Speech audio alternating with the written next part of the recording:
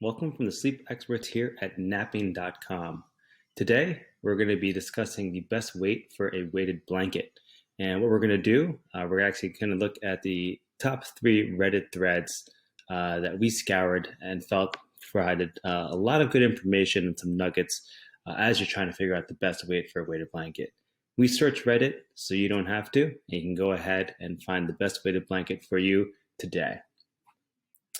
In the first thread here, we have someone who is asking how heavy should they go, and they have no clue what weight to get. So I think it's a great starting point. From here, the main takeaway is that in addition to the weight, make sure you pick your texture carefully as well. So not only will you be looking for the weight you want to select, but you also want to make sure that you have the right texture that's comfortable for you. But the main takeaway as well for the weight is the 10% body weight rule. That's the one that's being thrown around most in the comments here. And that would be no more than 10% of your body weight, especially if you're buying it for your kid or a toddler. Moving on to the next link.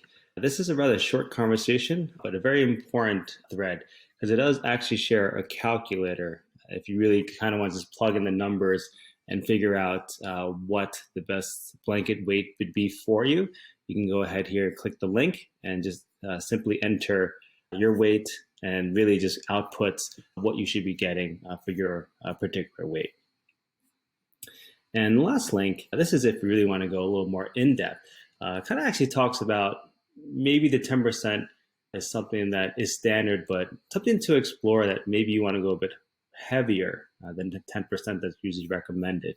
They actually cite 2 papers evaluating the safety and therapeutic effects of a weighted blanket, along with the various weights being tested.